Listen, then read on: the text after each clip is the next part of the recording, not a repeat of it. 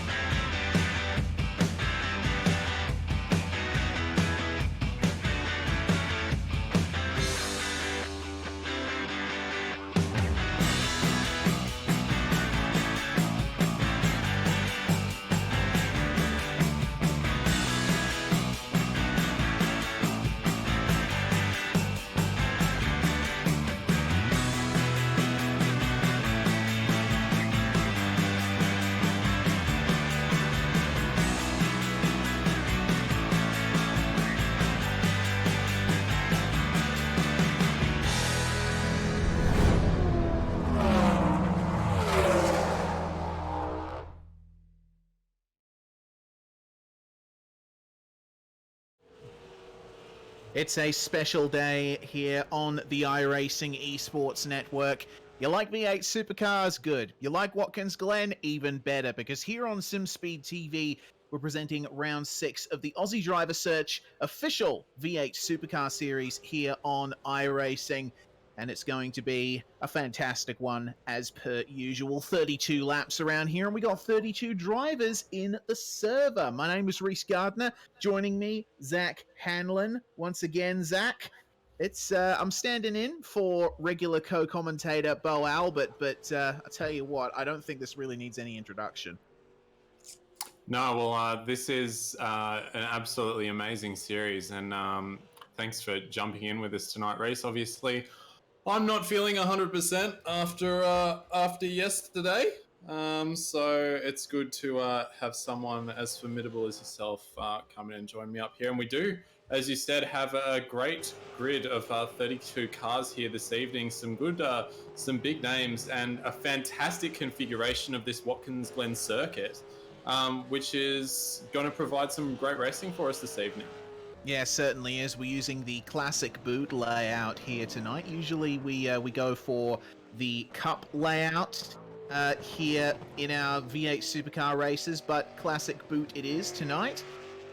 And it's certainly going to throw a spanner in the works. Lots of slipstreaming, quite a few overtaking opportunities, and we got a track temperature that is particularly high today. 38 degrees Celsius track temperature at the moment in server. So those guys are going to be dealing with some very slippery rear ends.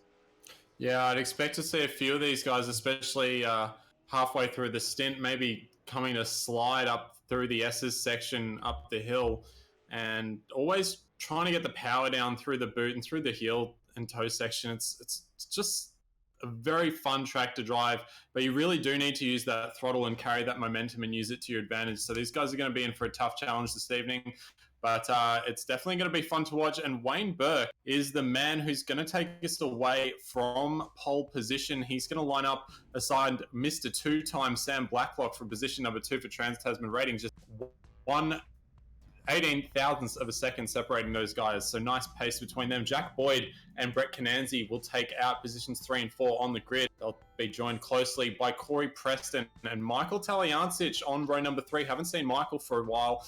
Good to see him up there with a strong qualifying performance. Brett Loxton and Luke Harvey will take out row number 4 for us. And Marlon McMullen and Jackson Suslin-Harlow will start from the top 10. In 11th place, we got Guy Leach, followed by James Scott, Kyle Stokes and Jamie McKnight, along with Mario Vlasic, rounding out the top 15. Brian Borg, Auguste Durac, and Chris Coxhead in the top 18, and the top 20 rounded out by James McKee and Christian Smart in the number 27. And then we have Zach Baker lining up alongside Greg Sharp for Stealth Simforce Racing there. They're followed up by Damian Johnston and Justin Wallace. Behind them, Steve Jansen for CMR Racing, and the big old team boss down at ERT, Brenton O'Brien. He's going to start out of 26th position. Seen him move up through the field recently, so watch out for him throughout this race. Matt Muggleton will start out of 27th position. Luke Page sitting there in 28th with Mitchell McLeod and Jamie Stovall in 30th position there. Mitchell McLeod's definitely going to come moving through the field, and Raymond Stayer and Dean O'Brien will round out this 32-car grid for us this evening. The man at the front of that queue, though, at the moment, Wayne Burke, looking to put in a good performance this evening. And he stares down to turn number 1. The revs start to rise here at Watkins Glen. And they are go, go, go. Good start there from Wayne Burke. Got a nice jump off the line. It's going to be difficult, though. He's got that car there of Sam Blacklock trying around the outside. Blacklock doing a good job keeping that momentum there. Not going to be able to pull it in, though, before the Esters. It just tucks back in there. A couple of cars going 2 by 2 just behind them, as we got a great shot looking back from Wayne Burke here. And Sam Blacklock already pushing him up the hill. Sam Blacklock wants to take the lead of this race very quickly, as he already gets the bump draft as they come up the hill there. Is he going to pull out as they come down to the first major section of this boot? And he is going to have a little bit of a peak there, but not going to do anything. A couple of cars behind there also showing the nose a little bit, but nothing coming through too heavily. Now, notice race on the Friday night race for AOSC. The draft here was not as effective as we thought, so guys might start having to think about the strategy pretty early on in this race. Yeah, they certainly will. Actually had a bit of a chat with Sam Blacklock before the race, where he told us about what the general strategy is going to be in this one. 60 litres at the stop. It's going to be a small window, but there'll only be one stop. It's really going to count when you take that stop. Absolutely. We see a couple more cars in the mid-pack there just scrambling for position. Looks like the 21 car there going side by side. That's Corey Preston and Brett Cananzi. So 2 very experienced racers there going side by side. And I think that's Michael Talyancic up getting involved in that action as well in the number 6 car. Now Brett Loxton is also in the picture, and some really talented drivers in that little group there. You can also see that ace tennis entry of Luke Harvey lurking just behind Michael Talyancic and Brett Loxton also, and he's definitely capable of doing some damage, is Luke Harvey. So definitely watch out for him. Fanning back there, I think, as they just pull. Harvey's now just going down the inside there. Oh, no! Oh, goodness me! That is a big crash. Luke Harvey and Michael Talyancic coming together right out of turn 1. Both of them straight into the wall. My goodness, I wasn't expecting to be screaming this early, Zach. Absolutely not, but they were so lucky that they didn't hit that outside retaining wall so hard, because that would have shot them right back into traffic. and everyone's done a fantastic job of getting through there. We'll just see Luke goes down there and carries himself on the apex, and looks like there could have just been a little bit of netcode on the tail end of that there, but as you can see, those guys, they hit that outside retaining wall just enough there that it didn't really cause too much damage to either car, and it looks like they've both continued on. So Michael Taliantich at the moment sitting just behind Mitchell McLeod, so way back in the field, and a lot to do, but Luke Harvey is sitting up behind Jamie McKnight in that Evolution Racing Team car, getting involved in a bit of pack action here, and is still making his way forward. So maybe those guys can recover a bit of what's going on there. But up towards the front of the pack now, we have Corey Preston being overtaken there by Brett Loxton, who's looking very nice in that brand new livery KRF machine there, sponsored by Zuba. Looking very good as he makes his way past the JMSR Commodore of Corey Preston there. And they've also got, I think that's Brett Cananzi just tucked in behind. And he's looking very racy at the moment as well. I've noticed Brett looking to struggle a little bit for rear traction in this car in the qualifying session, which kind of would expect from some of Brett's other driving. But he'll be looking to try and keep that a little more under control tonight. Looking good though at the moment in position number 6, though he has dropped 2 positions from where he started. Yeah, he certainly has, but still, it's a very good job from everyone in the top 10 to stay, for the most part, out of trouble. They're on lap 3 now, and Wayne Burke and Sam Blacklock have broken away from the rest of the field somewhat. Jack Boyd has absolutely no draft, and Brett Loxton is very rapidly hunting him down there. Yeah, and we can just see as well, I think that was an ERT machine, just got a bad run out of the S's there. We're looking now with Mario Vlasic and James Scott, and Scott trying to hold it tough around the outside. That'll give him the advantage for the next corner, and he's even just managed to stay ahead. Mario Vlasic maybe thinking about cutting back in under there, but thinking better of it and tucking back under that red machine of James Scott. And probably a good idea at the moment just to make sure that you're able to stay in the draft of the guys up ahead. We will see little duos, I think, probably start to form as we get little packs of guys who are going 2 by 2 and using that draft to kind of carry each other along. But at the moment, there are a lot of cars in the big train at the moment. We're just hearing Evolution Racing Team's Brenton O'Brien is out of this one. Getting a Car Price Racing replay for you now. He was battling there with Mitchell McLeod, and just got a little bit of a bump, and that's turned him right in front of the CMR car and a couple of other cars there. The 26 car, I believe, is of Damian Johnston, and the 30 car of Raymond Stayer as well was also involved for TD Racing there. So very unfortunate for the B-Man and a couple of other innocent bystanders there. Yeah, that's really unfortunate for Brenton as we go back live. Coming through the S's, we're focused once again on Brett Loxton. That incident with Brenton O'Brien, it just kept going, and that is the problem with those early race incidents at a track like this that has very narrow room, absolutely no room for error here. The walls are pretty close at all times. You need to really be careful that you don't get into or bounce off any of those Armcos. And we're hearing from our director that Loxton was on the limiter, the rev limiter, for a couple of seconds there. So maybe he's geared his car a bit short for this one. Yeah, that's really, I'd have to say, it's a pretty poor choice of setup there. You definitely don't want to be topping out, especially when using the draft and the big straight here down the back of Watkins Glen is pretty much the best overtaking opportunity you're going to get, unless you pressure one of your opponents into a mistake, which can be very easy to do. Good thing about this Watkins Glen circuit is you can go the outside or the inside and make it work either way, as we now see Chris Coxhead having to decide whether or not to go the inside or the outside on Kyle Stokes, and Kyle Stokes has gone for the inside, but now he's going to have to go round the outside, and this is one of the more difficult corners to go around the outside on.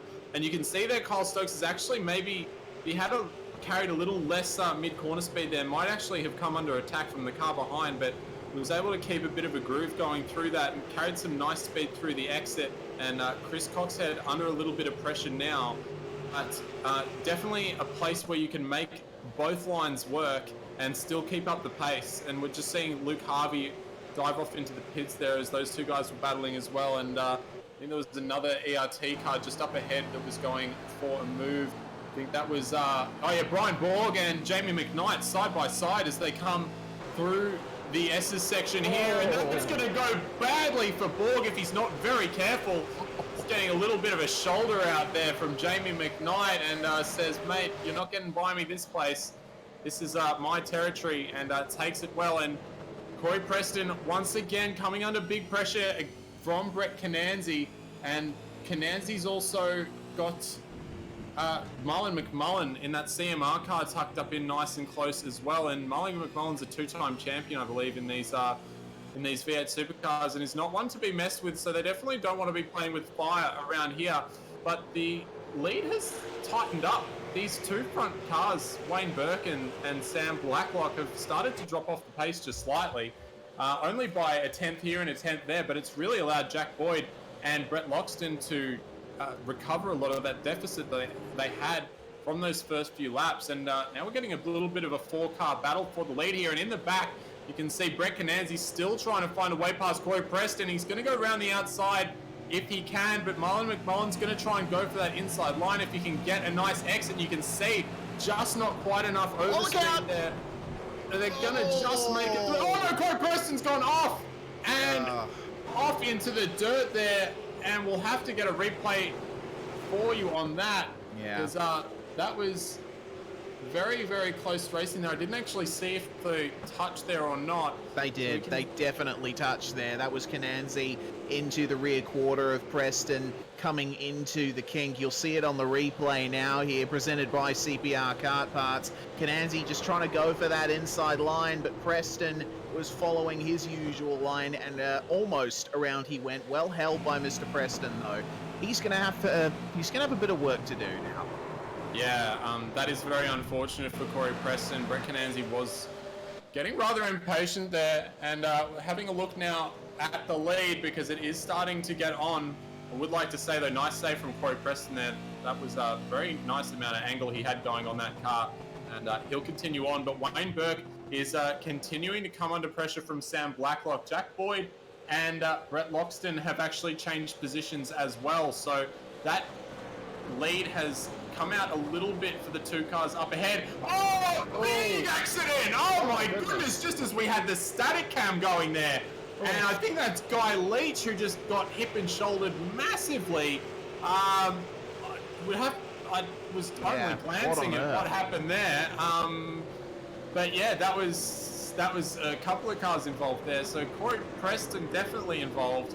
And we'll see here, so they were going side by side with Guy Leach and Corey Preston.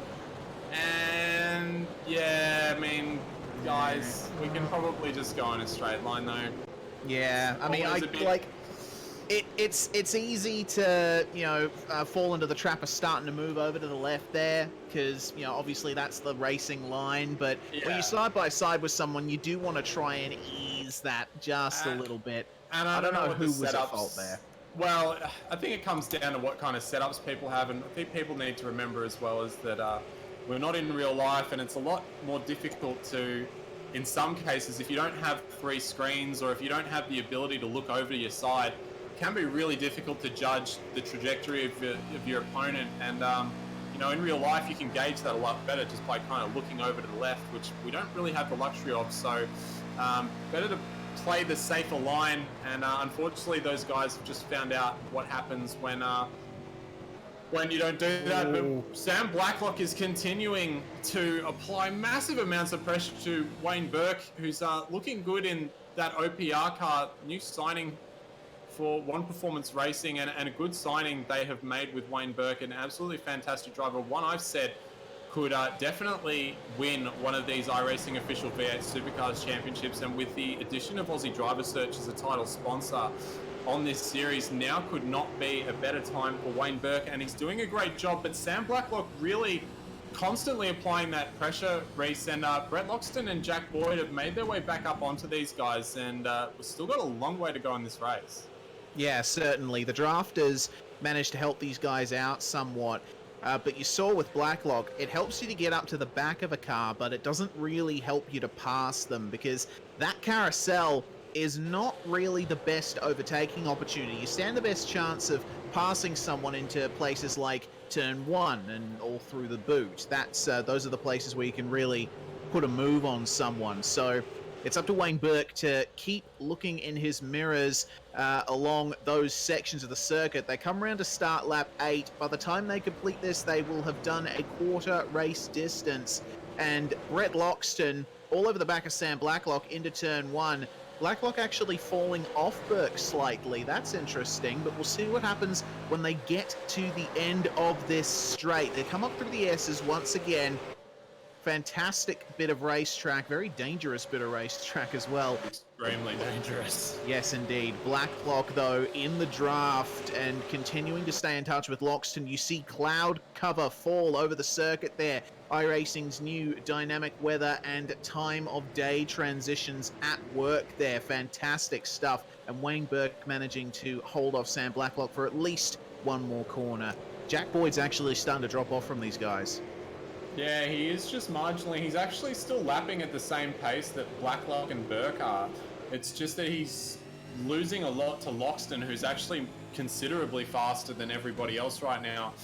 Does have to be said, though, I think Sam Blacklock is conserving a little bit at the moment now that he's not directly behind Wayne Burke. Does seem to just be rolling out of the throttle a little bit as we now see Mario Vlasic in a battle with the Evolution Racing car of James Scott there and having a little bit of a peek, deciding not to commit to a move there, thinking about it somewhere else. He's got some good traction here. Does Mario Vlasic going to fire it down the inside with two corners? There we go. A little bit of contact there. So, and the two ERT cars almost get a little bit, they almost rub panels. Good avoidance by Jamie McKnight, actually. That was quite impressive to see, but that is a shame. I mean, Vlasic obviously within his rights to throw a move up the inside there, but unfortunately the line through that turn is very difficult to determine. So I think that's where those guys unfortunately came unstuck. James Scott's got more work to do now. Not only that, he's got Brian Borg and a battling James McKee and Chris Coxhead right behind him. Yeah, as Chris Coxhead makes that move stick, and he'll get a nice run all the way up the hill as well. He's just past James Mackey there, who's unfortunately going to get left a little bit out to dry on that run. Lost a lot of speed in the mid corner there.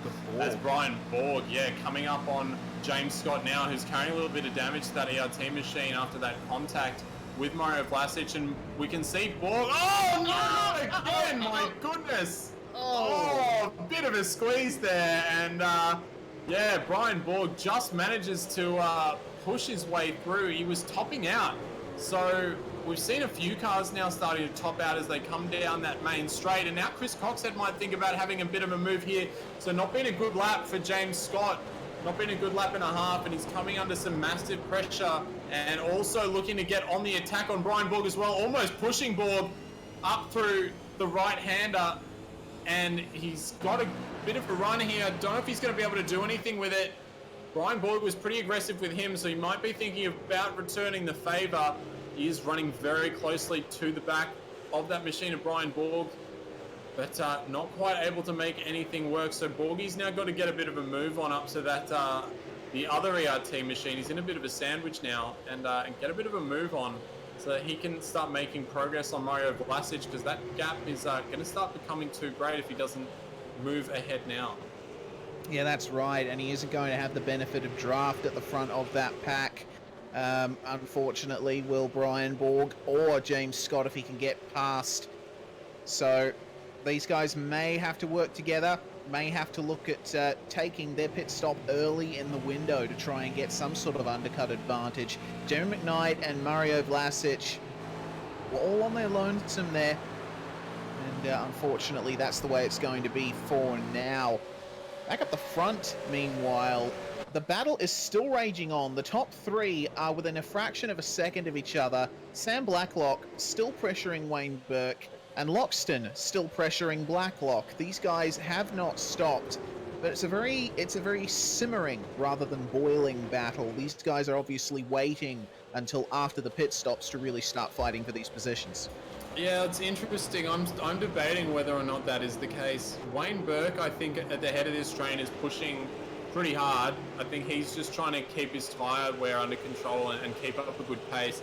Sam Blacklock has definitely been conserving it. It seems that he gets pretty tight back up on Wayne towards the end of the lap, but then kind of lets him go as they come down into turn one, so that he can recuperate a lot of that space in the draft and save some fuel as he's coming up through that section of the track. So he's actually seems to be cruising a bit, and Brett Loxton is also gaining in other places, but is starting to catch Blacklock to the point where I think Blacklock's going to have to start not worrying about conserving as much and just sticking on Wayne Burke as much as he can. Otherwise, I feel like Brett Loxton might have a little bit of a go if he gets a sniff. So Sam Blacklock's going to have to be careful, but yeah, these guys, it's a bit of a mind game with this top three at the moment.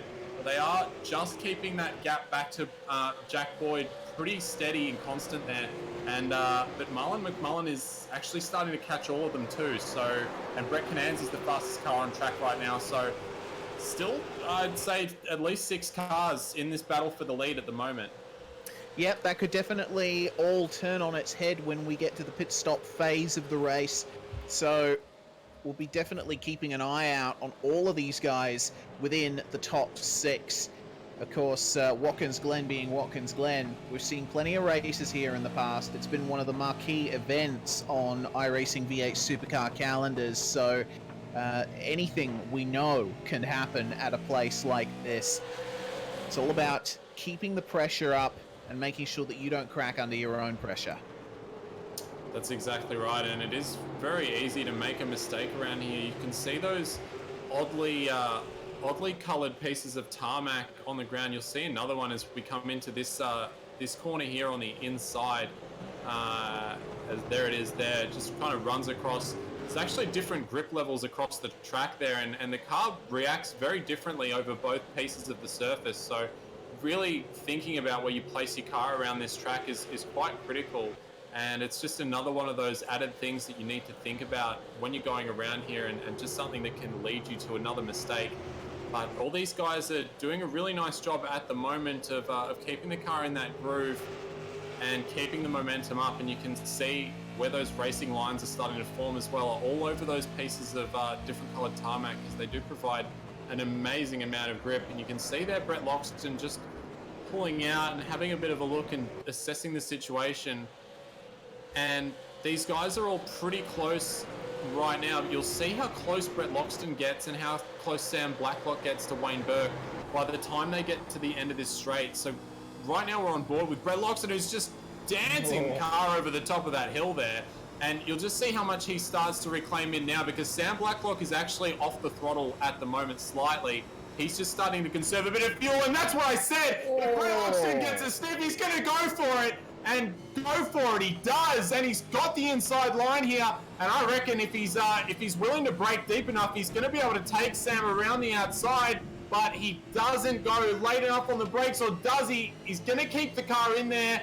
But Sam Blacklock has enough room. He can come back across the track and cover that off. But that's what I was talking about earlier with Sam having to watch out about how much he's conserving, because Brett Loxton doesn't really seem like he's too willing to wait around. And now Jack Boyd, Marlon McMullen, and Brett Cananzi are all very much in this picture. They certainly are, and you can see even here, Sam Blacklock trying his best to conserve a bit of fuel and falling victim to Loxton's advances. And this is giving a free kick to Wayne Burke in this battle. Tell you what, I'm interested to see what will happen at the entrance to Carousel on the next lap, because Blacklock, he may... Oh, goodness me, that's Brian Borg there with issues in the Premier Esports Racing Team machine. Of course, a new team of his. He has departed Cross Continental Motorsports. We're going to take a look at what happened here on this CPR Kart Parts replay. Looks like it's happened down at the heel of the boot.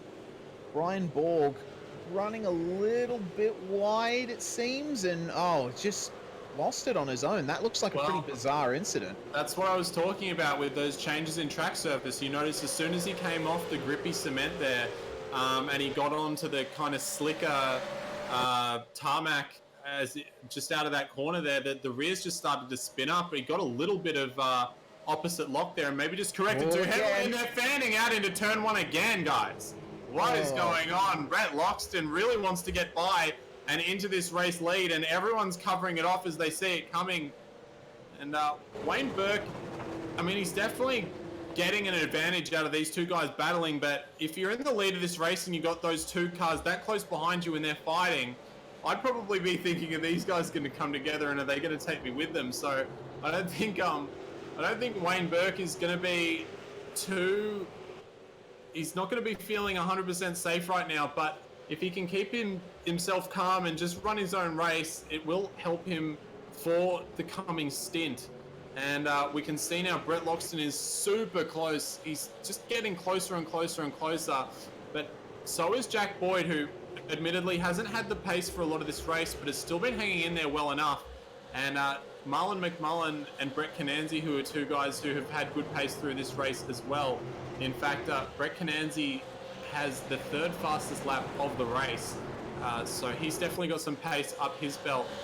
And going to start getting very interesting. We're expecting these guys to start pitting, I would say, from next lap and beyond, or possibly even this lap and beyond. We can probably start expecting pit stops.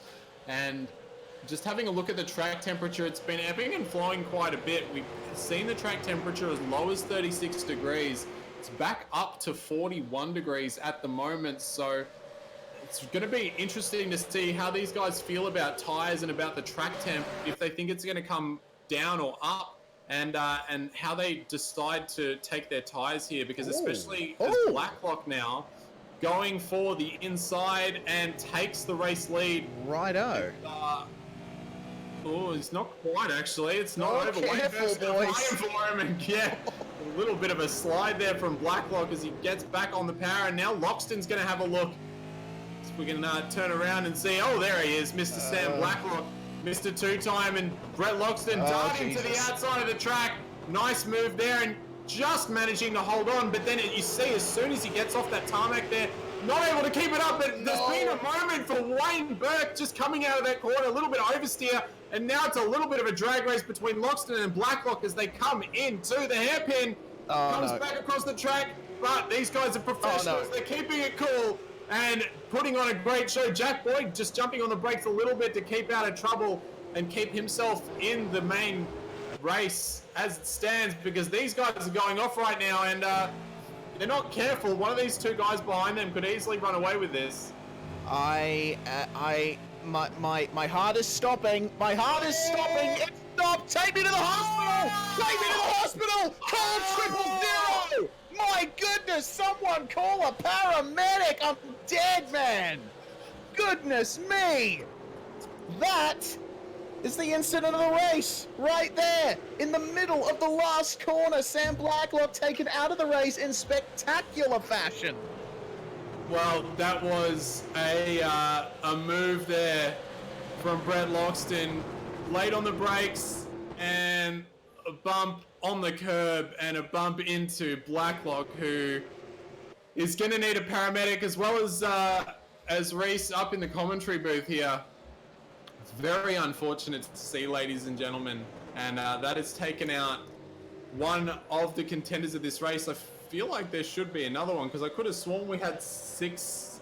Marlon McMullen, while all that was happening, has decided to come in the pits. He's thought that might ruffle the feathers of enough people that puts them out of their zone, and he's got a nice bit of track there, and it looks like Jack Boyd managed to get past Brett Loxton and all of that as well. So coming back through is Brett Loxton. But yeah, if these guys continue battling, this could work out extremely well for Marlon McMullen. He's got a nice dry bit of track in front of him also, so he's got plenty of room to work with, and he's not going to get held up by any traffic.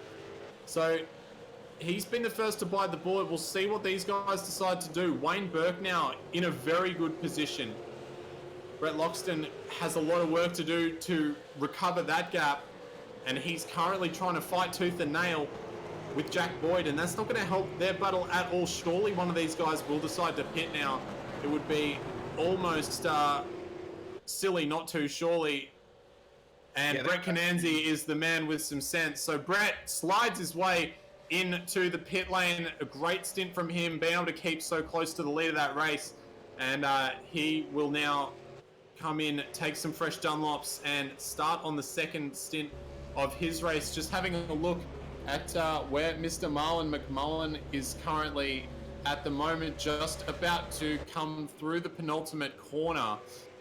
So gonna be pretty tight between him and Cananzi. He had track position prior to that transaction, so be interesting to see if he does come out. I imagine with the undercut we have seen previously in this series, that would be the case, but the track temp has risen by 2 degrees since Marlon has been out on this lap. Cananzi's just gone. Yeah, he's Wow. just gone now. So just having a look at the pit stop times there, Cananzi was a little bit longer, about 1.5 seconds longer, but looks like that's translated a little more so in the favor of Marlon McMullen with that undercut there and the fresh rubber. So nice job from him. And now these two guys ahead, Jack Boyd and Brett Loxton and Wayne Burke, they're going to have to respond, but I feel like they only have a certain amount of laps that they're going to be able to run. I think Marlon McMullen is actually saving some fuel already, so he might have actually come in just a touch earlier than the fuel window required, and is going to have to do a little bit of conservation throughout this stint. So we'll see now as Brett Loxton and Jack Boyd come through, as does Wayne Burke. Will any of them decide to pit? He's got a clean pit lane. Does Wayne Burke, as do all three of them decide to come into the pits now. So I think the man to watch now is Marlon McMullen. He's the one who could really steal this away from everyone. Gonna have to have done something pretty special to make up that deficit to Wayne Burke, but definitely not out of the realms of impossibility for the CMR driver and previous series champion. If there's a man that can do it, he's definitely one you would put your name in a hat for. A little bit of understeer as he comes through that left-hander there, carrying a good amount of momentum and looking very smooth on the throttle application with 43-degree track temp. You'd expect that he'd have to be that way. So he's coming over the start-finish line now, and our race leader, Wayne Burke, is still on the jacks, and I think Marlon's going to go through. So Yeah. Marlon McMullen has done an absolutely fantastic job of getting in early. And sure, he's got 2 laps on these tyres already, but he's got a lead of at least 1.3 seconds right now, which means Wayne Burke is actually going to have to push a little bit to get back into that slipstream and then pass the CMR driver. So great strategy play by Marlon McMullen. And I feel that he is going to have to do a little bit of conserving and doesn't probably have the gap that he would like if he has to do that. Yeah, that's the thing. We can say that it's a fantastic strategy play from McMullen, but we'll only know for sure when we get to the final laps of this race, because I saw almost riding on board with him coming into the carousel. He was right on the clutch in the braking zone, taking those engine revs down, making sure that he doesn't use a single milliliter more of fuel than he needs to. In the midst of all of that, I notice Cananzi managed to jump Loxton and Boyd in all of that. Plus, Burke actually had one of the best pit stops out of all of those guys. I would expect Burke to be saving a bit of fuel as well, considering the gap that he has just gotten out of the stops. Yeah, well, I mean, at least according to my timing, Wayne Burke, Brett Cananzi, and Marlon McMullen were all within about 0.4 of a second each other on the actual stop time itself. So I think that those guys have probably taken a little bit less fuel possibly than Loxton and Boyd, because Loxton and Boyd went in for about an extra second longer than those three. So definitely a little bit of saving possibly to be done by some of the drivers up ahead, but Marlon McMullen, he was about the same on the stop times as Wayne Burke and Brett Cananzi also. So he's got the same amount of fuel in theory then as Wayne Burke, but he's just been on it for 2 laps less, which is going to be interesting for him. And we can see already that Wayne Burke is back in that slipstream and has already closed the gap up by 0.7 of a second as it stands. So very, very good progress there for Wayne Burke. Helped probably by the fact Cananzi. that the track temp has come down so dramatically as well. Cananzi versus Loxton. Sorry to cut into you there, Zach. These guys running side by side, almost making contact through the ankle of the boot. That is some pretty intense racing at the moment. And this, I think, is where the fuel saving that Cananzi is doing came into play, because Loxton went up the inside of him at the carousel, something that is most easily done when the guy in front of you lifts off early. So now Cananzi is right in the middle of that pack, Loxton in front and Boyd behind, and Cananzi struggling with the wheel of that car as he tries his best to maintain some momentum.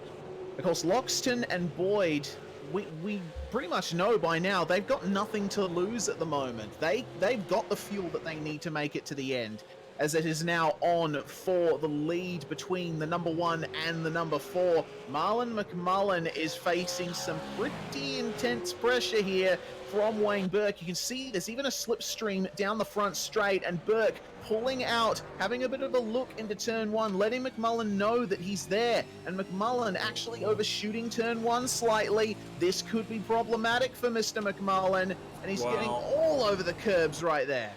I think it's going to be problematic for both of them, really, because Wayne Burke probably would have liked to have had a little bit more of a run and not have to sacrifice the time there. And McMullen's actually willing to do a little bit of defensive work here, so he's not going to let it go easy as he pulls to the inside there, places his car right in the middle of the track there, and will take the inside line. Wayne Burke holding it very strong around the outside. He's going to have the inside line for the next corner, and that will be the move done, I feel, for Wayne Burke. Although doing a good job is McMullen holding that high line. Just doesn't have the momentum, though, to keep it. Oh, he's knocked it up! Oh my goodness, that was very tense. Yeah, that was very close. Yeah, locked it up in the middle of the corner, and that particular turn is one that you need to make sure you maintain momentum through, because if you make a single mistake through that turn, all of your momentum is lost, and the time loss is immense. I mean, that's something that happens at almost any corner on this track, but at that one in particular. So Burke will have to be careful there. Yeah, you can at least lose 0.3 of a second sometimes if you manage to just get a bit of a hiccup through there. But again, as we've said, at Watkins Glen, there are so many different lines that you can take through there. As an example, I noticed every time I race there, I seem to have a different line to everyone who appears to be in front of me. So, you know, everyone has their own preferred line through there, and those guys definitely, seems like a lot of guys really have found a particular groove. A lot of people enjoying the same lines through these corners this evening, which is probably played into the fact that this race is so close at the moment between so many of the guys. We've got a group of 3 cars here, you can see, which is headed by Kyle Stokes. He's got Chris Coxhead, and he's controlling Chris Coxhead in an ERT sandwich, of which the other piece of bread is Jamie McKnight, and those guys are just plodding along nicely there. Mitchell McLeod, who's the biggest mover of the race so far, who's up 18 positions, is Mr. Mitchell McLeod. He's heading a train which consists of James Scott, Brian Borg, Christian Smart, and James Mackey as well. And obviously we have the 2 battle packs for the 2 leading groups as well. So a lot of guys using this similar lines and keeping in the toes of each other throughout this race has really kept that pack racing, as we said earlier on in the broadcast, we expected to see. And now... Oh, goodness me. Sorry, Zach. I just saw a big oversteer moment from Kyle Stokes out of that turn. Doesn't seem to have harmed his momentum all that much, but I get the feeling that Chris Coxhead is now smelling blood. Yeah, and he's using a little bit of rear tire himself, is Chris Coxhead, as they come out of that hairpin there. But, I mean, it's kind of expected these guys are going to be having a fair amount of trouble getting the power down nice and smoothly. These V8 supercars are incredibly difficult to drive, and we're seeing track temperatures in the high 30s and even low 40s at some points. Right now it's 39 degrees, and even in a GT car with traction control or cars that have downforce, it can still be very difficult to get the traction down in hotter weather, and especially around a slippery circuit like Watkins Glen. These guys are trying to get that all done with virtually no aero, no traction control. They've got a lock differential, which is pretty much the hardest thing that you could possibly drive to try and get power down smoothly and get the car turned. So the fact that these guys are able to drive the cars so smoothly for such a long period of time is a true testament to their driving skill, as we just see Chris Coxhead just conserving a little bit of fuel now as he's maintaining his position behind Kyle Stokes in that ERT machine, just waiting maybe for a little bit of a mistake here, and we can see Kyle Stokes just getting a little bit loose as he was coming down into the boot section here and looking to struggle a little bit for grip. He's got a lot of teammates in this race, so you would hope that they've done a bit of testing, but obviously ERT also putting quite a bit of their efforts into their Daytona effort, where they had, I think it was probably the closest finish of the entire top split race in the DP category. I think they came home by a couple of hundredths of a second for fourth place from Ethan Grigol. Very nice job from the entire team down there. But Chris Coxhead going for a lunge into the second last corner there, and he's going to have to carry a little bit of oversteer out of there. A little bit exuberant in his efforts to try and get past that machine of Kyle Stokes, and now he's got the other ERT machine car of Jamie McKnight applying some opposite pressure to Chris Coxhead, trying to break him off of his teammate there. Yes, indeed. And Coxhead actually going for the move here at turn 1, and he might just be able to get it done if Kyle Stokes yields on the outside. They're going to go side by side coming into the S's, but Stokes, I think, very rightly yields there. He's going to have another chance to come back at him at the end of the straight. So, hang on a minute. His teammate, Jamie McKnight. Yeah, that's interesting. Stokes actually letting McKnight through there. I think they might be changing tactics there at Evolution Racing Team. Thinking McKnight, well, maybe he's the faster one. Maybe he should have a go at getting past Coxhead. Maybe Stokes can follow him through. Yeah, I think they could have done that a little more efficiently there, but that is the way it went. And now Jamie McKnight has free rein to try and make his way past Chris Coxhead, and hopefully, for the sake of his teammate Kyle Stokes, open up a bit of an opportunity for himself as well. And already closing the gap is Jamie McKnight. He had been sitting behind Chris Coxhead for a while. That being said, Chris Coxhead has had an almighty draft from Kyle Stokes' ERT machine, and already applying the pressure and going down the inside is Jamie McKnight. Gets on the brakes a little bit more towards the end of that braking zone there, just to pull it up and allow Chris back onto the normal racing line, but still staying in the mirrors and almost giving a little bit of a howdy budge to him as they come through and into the penultimate corner now. Very nice turn in there from both cars, all tracking out as wide as they could possibly go. Chris Coxhead feeling pretty brave on the entry as well, almost clipping the grass there as the ERT cars behind just a tiny bit more conservative, but you can see how that's allowed Chris Coxhead just to open out a little bit of a margin, and that'll give him a bit of a safety barrier into turn 1. But I suspect now that this is where we'll see a bit of draft come into play, because Jamie McKnight's car has looked pretty fast in the straight line, I think, and he's got enough of a gap here where a massive overrun towards the end of this straight could really propel him quite fast past Chris Coxhead. So we'll see how it goes. He's gaining, and it's just a little bit too much of a gap for the Evolution Racing Team car at the moment to make anything happen. Yeah, a little bit too far back. Oh, and a little bit of an oversteer moment on exit, just for good measure from McKnight. But you can tell that the pressure's definitely on for that position. Those guys are fighting for 8th and 9th position there. We go back to Marlon McMullen, the likes of Brett Loxton and Jack Boyd. And I tell you one thing, we were talking about saving fuel and driving conservatively. Talking of which, Brett Cananzi has been absolutely dropped by these guys. Look at how far back he is.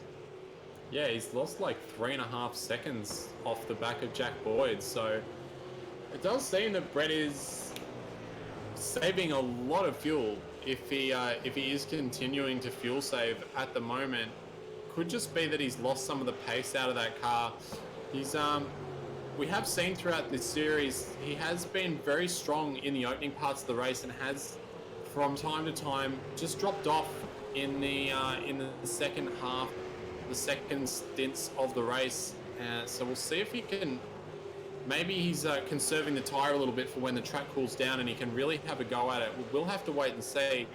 But there are a couple of other battles which have started to make themselves come about. One we're looking at right now is Luke Page, Steve Jansen, and Matt Muggleton, who are all the way down in 21st, 22nd, and 23rd right now, but still having a great battle.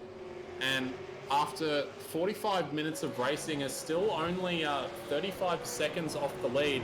It's pretty good pace between the entire field. I mean, these guys are pretty much the last guys on the lead lap that don't appear to have had an issue or anything. And they're only 35 seconds off the lead after 45 minutes. So that's actually an incredible effort from the entire field. Just goes to show how close all of these drivers are in pace. And just having a little bit of a look there is Matt Muggleton in that DFR entry. And Steve Jansen would usually be a little more up the field than this, and I'm sure he would like to be. But such is the pace of everyone at the moment. It's been very difficult. Corey Preston is the only real, other than drivers we've had incidents, we've seen incidents with tonight. Corey Preston has been in the wars a bit, but he has lost the most positions of anyone who is currently still circulating the track. So been a tough night for Corey Preston, but we are seeing a couple of cars now just forming into the little 2x2 or 3x3 paddle packs there. And this battle with McKnight has just gone to a different level because Chris Coxhead has had to give up that position. And looks like that was a good decision then by ERT, although he's had a bit of oversteer.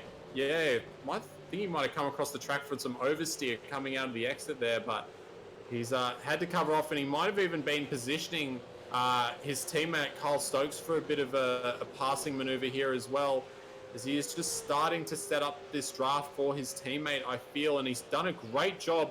He's kind of boxed Chris Coxhead up in a bit where he's had to check up just enough where Carl Stokes might be able to actually make something work here. They're halfway down the straight and he's closing, but Chris Coxhead also has that draft and is not going to be able to do anything with it. He does force McKnight onto a defensive line.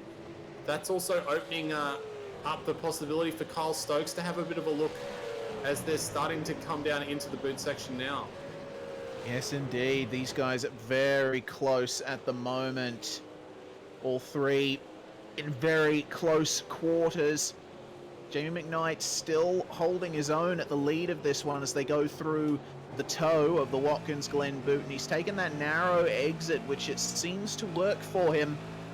But Coxhead still under immense pressure here from Carl Stokes, and he's going for a big move here as Carl Stokes. I think that might have been a mistake from Mr. Stokes there. Actually, quite a bit of oversteer, losing the rear end. That might have been a rear lockup. It's really put him on the back foot here. And look who is looming behind these guys. It's Mitchell McLeod.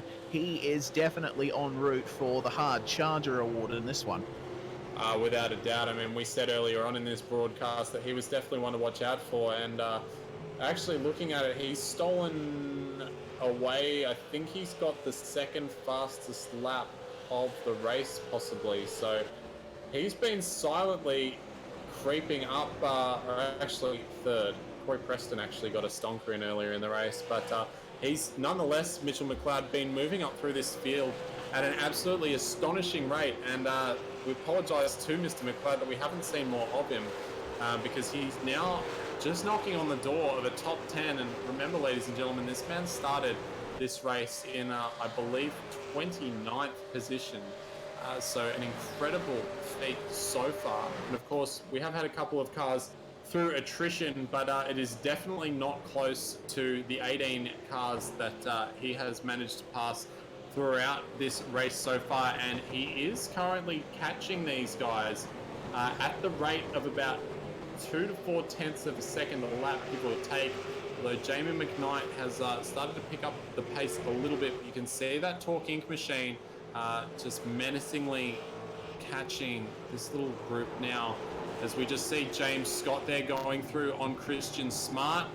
So he moves out of the way and allows the ERT machine through there. So that's a position good for James Scott, and Christian Smart having another look there, but not quite close enough to make anything work. And Jamie McKnight's really starting to pull away from Chris Coxhead already. I was not really expecting him to have that much pace compared to the two guys behind him. Yeah, that's astounding how much of a gap he's pulled already. I think McKnight might have been saving up a bit of pace in reserve over the course of this one, and is just now unleashing it in these dying laps of the race. They're just coming around to start lap 27 out of 32, these guys, so it's in these late stages where you do want to do what Jamie McKnight is doing right now, and that is extracting the maximum out of your car, making sure that it is right under you, and that is a car stopped by the side of the circuit. That's Brenton O'Brien. Yeah, Brenton might have... maybe he came back out on the track and has decided that the car's actually not as drivable as he thought, or maybe he's just waiting for a gap in the traffic and just wants to go out and possibly get a little bit of safety rating. Good to see that he's committed to not involving himself in anybody else's race. Very smart and considerate driving there from the big man at ERT. As we see an ERT machine on the track at the moment, as we're on board with Christian Smart looking at the ERT machine of James Scott, who's had an interesting race. He's been up and he's been down, but in the end, he's ended up right where he started. But Christian Smart's still looking good to possibly take that back away from him. These guys have been battling the last couple of laps. James Scott just got through on the lap prior, as we just see. Oh, hello. That's Brian Borg fanning out there with James Mackey, who's going down the inside, and they're going to meet in the middle there. Not quite. Nicely done from both drivers there. Nice amount of racing room. James Mackey's going to struggle on the outside line there, and looks to turn in and sees that Premier racing car in the way and has to bail out of it. So Brian Borg getting another position in that Premier Esports Racing Team car, and he's been in the wars a bit as well this race, but still up 2 positions. And Christian Smart's actually up a decent amount of positions as well. He's up 7, so looking to put another one on James Scott.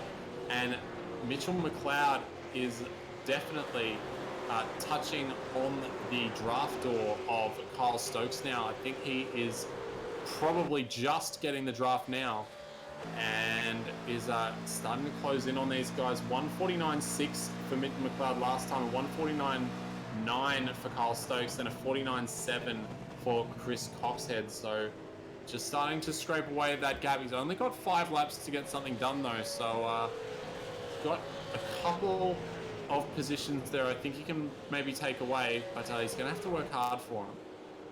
Yeah, certainly will, but Mitch McLeod is no stranger to having to race hard. Of course, he was a champion of this series back in the early days, so he knows his way around these cars. Unfortunately, not the best demonstration of his driving ability there, bit of oversteer in the middle of the toe of the boot, and it looked like Kyle Stokes just overcooked it a bit there as well. So these guys definitely shaping up for an intense battle in the last couple of laps of this one. Chris Coxhead hasn't been able to make any inroads on Jamie McKnight up ahead of them, so it'll be up to these guys just to preserve their cars until the end, not make any mistakes. That is the name of the game here. But behind them, James Scott and Christian Smart are showing no signs of doing any of that. They're still battling very hard. Yeah, they absolutely are. And something else that's just popped up on my radar as well is we'll just watch these guys continue to battle. But Marlon McMullen and Brett Loxton are very close to one another. The gap was massive earlier on in the stint, but the gap between those two guys has come down to 0.95 of a second at the moment, and within the tow. Will Brett Loxton be within? I mean, he's in the tow now, as far as I'm concerned. So he's possibly going to be able to get back onto the rear of that CMR machine of Marlon McMullen and do some damage. But we will have to see. And so the final position on this podium not fully decided. He does have to keep up his consistency, does Brett Loxton, if he's going to want to have a shot at taking that position away. Only got 4 laps to do it. Meanwhile, though, Christian Smart looking to the outside on James Scott.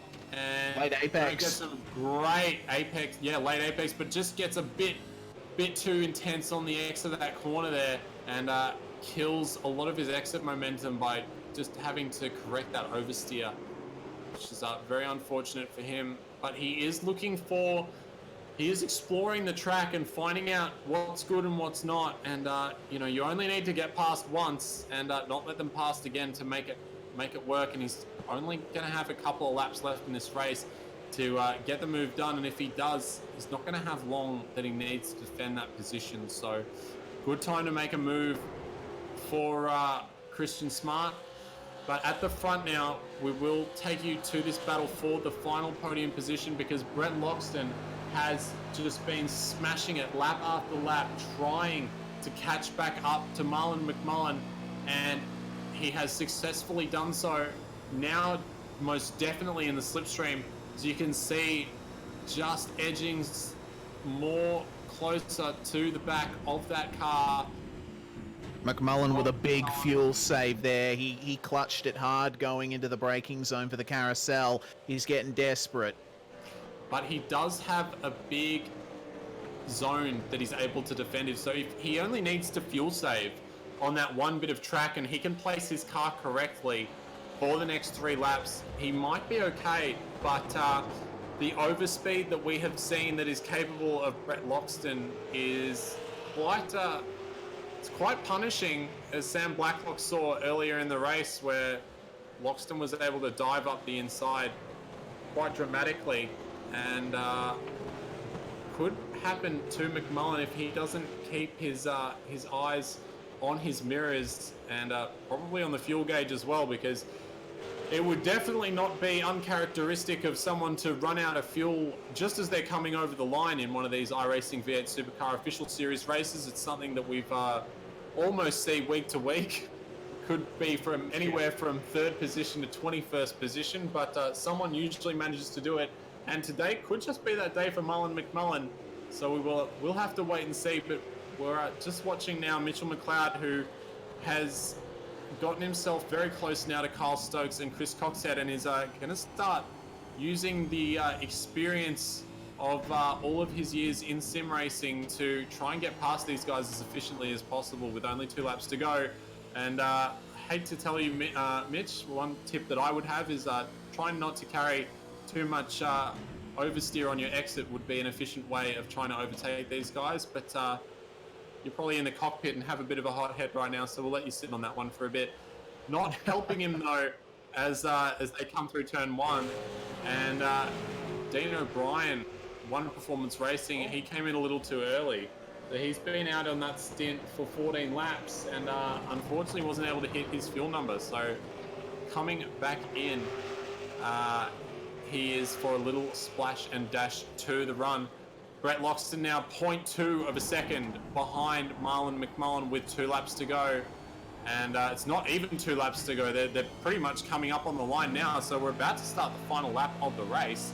And it's going to be pretty interesting here. I think it's all lining itself up for a bit of a fireworks and sparks moment. Loxton, I'm sorry, just way overshot the heel of the boot. So he's starting to get desperate. He's starting to use up those front tires, but they're going to have only 2 turns to go, and they'll start a final lap. Wayne Burke looks pretty much untroubled out the front there. He's exiting the final turn to take the white flag here at Watkins Glen, but it is on for second. Here we go. Marlon McMullen going a little defensive. He's going to clutch it once again. into the braking zone for turn 1. Loxton has a little bit of a look, but is not able to get it done. Bit too much oversteer on the exit. So that may ruin whatever run he had coming onto the straight. He is still in draft range, though, so we'll have to see what happens here. Marlon He's McMullen. coming. Yeah, He's he coming, definitely but he is. just had a little bit of a slide at the top of the hill there, and that might have just been enough. Big but defense. There's a big defense, and that's what I said. If he knows where to put the car, he's going to be okay. It's the final lap, and Loxton's been looking racy other parts of the track, so it's not out of the question that the move doesn't still get done. He's showing the nose everywhere that he can, but Marlon McMullen has done a great job so far of keeping that car ahead of... I don't think he's actually lost a position other than Wayne Burke. He's only made up positions otherwise, and he's up 7 so far, so he's been doing a great job all race. So just watching Mitchell McLeod go for a bit of a move on Kyle Stokes maybe as they come around the outside. We are keeping an eye on the battle at the front as well, ladies and gentlemen, so if something does happen there, we will let you know. Oh, McLeod! My goodness, that was close. And that will probably kill any run that he has. But the man that started from pole position is starting to make his way towards the finish line. And the two behind him don't look like they're going to be trading places before this. Marlon. Oh my goodness, he's almost out of fuel. And Wayne Burke will come across the line and win the race. But who's going to come home second and third? It looks like Marlon McMullen's just going to get it there. He's managed to save enough. Just. But that was an amazing race from Marlon McMullen. And Brett Loxton doing a fantastic job as well to work his way up onto the podium. So we see a couple of other drivers. Jamie McKnight caught up all the way up to Jackson Suslan-Harlow, which is fantastic effort. Assuming Jackson, another man who doesn't have as much practice as he would have liked for this race with the other commitments on the weekend, still coming home in a respectable 7th, and lots of other drivers still finishing this race.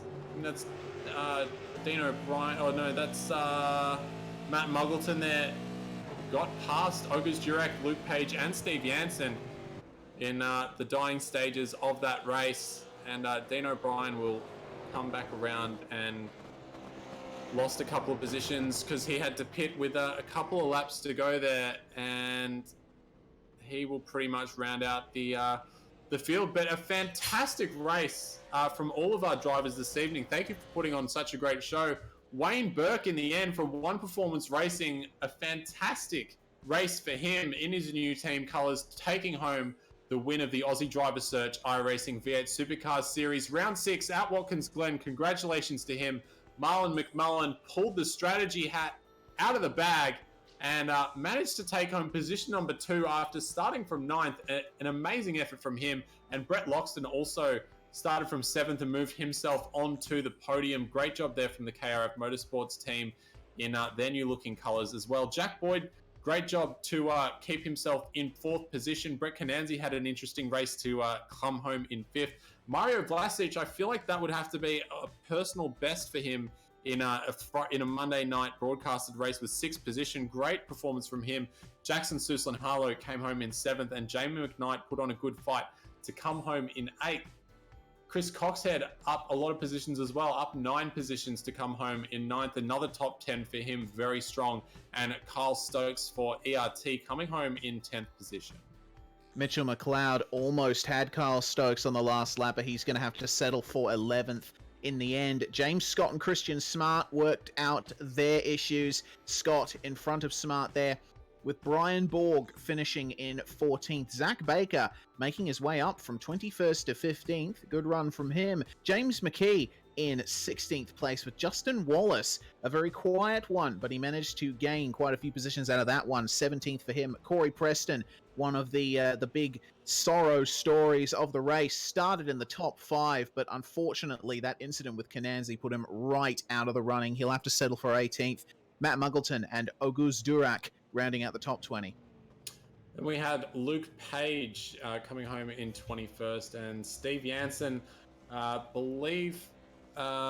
almost, no, we still have a couple more cars on the lead lap. Dean O'Brien and Jamie Stovald were most definitely on the lead lap for that race. But that's unfortunately where the story ends for cars that went without relative trouble. Greg Sharp in the Stealth Simforce car having to pull out a couple laps early. Michael Talyancic, big incident early on in the race, continued on, but with massive damage to that car, having to come home 4 laps down. Raymond Stayer for TD Racing, unfortunately caught up in that massive accident involving Brenton O'Brien, Damian Johnston, and Guy Leach earlier in the race. Sam Blacklock, well, he was taken away in an ambulance with Reese, and they're currently seeking medical attention at the nearest hospital after he had a massive accident involving Brett Loxton earlier in the race. And, Good thing I took my mic with me, eh? Yeah, exactly. We are thankful for that race, and we appreciate your commitment to the sport. And Luke Harvey was unfortunately the final runner of this evening's race, 28 laps down after a big incident earlier on. But Reese, we are out for tonight, but not for the week, because there is still plenty of action coming up on the iRacing Esports Network, and also coming up on the SimSpeed TV network as well. Yeah, certainly. We've got a packed week as per usual here at SimSpeed TV. On the iRacing Esports Network, we're going to have the Geodesic Racing, the Alpine Stars Geodesic Racing Sprint Series Australasia on Wednesday night, and the little prelude to that will be iRacing Official Rallycross, so make sure to tune in on Wednesday night for that. Thursday, we've got the Oceanic Sim Racing Formula 3 Championship. Friday, the Australian Online Supercar Championship on the Esports Network, and next week we've got Monday Night V8 Supercars once again at Donington Park National. That's going to be a tough one. Yeah, Donington Park is a very tricky circuit, very tight, very difficult to get past as well, and especially coming through those that downhill kind of S's section in a V8 supercar sounds like an absolute nightmare to me. But these guys all come out and they always put on a fantastic show. So I have absolutely no doubt that it is going to be an absolutely fantastic race. Now, before we leave you this evening, ladies and gentlemen, we would thank you so much for joining us. We would ask if you would be so kind to hit subscribe on the iRacing Esports Network channel as well. If you could head over to the simspeed.tv or the SimSpeed television network and give us a subscribe as well. And if you want to make sure that you leave a like on this video, it all helps us in the long run, and it helps us grow the sport as well. So we would really appreciate your support in helping us get through that. And also, just on a personal level, as I'm sure a lot of people know, my team had some really good success in the Daytona 24-hour yesterday. And I just wanted to personally thank everyone who's reached out to me with their congratulations and their support. We really appreciate all the support from everyone, and we're looking forward to taking a bit of time off and celebrating, and yeah, it's been a really crazy time. So thank you to everybody, and we will be back next week for the Monday night official iRacing Supercars Championship. Reese, thank you so much for joining me in the booth this evening. And as always, a thank you to Jay Kennedy, who is fiddling around with those TV buttons and bringing you all the beautiful pictures that you have seen this evening. My name is Zach Hanlon. Thank you so much for joining us on the iRacing Esports Network and on SimSpeed TV. And until next time, I hope everyone is well, and we'll see you then.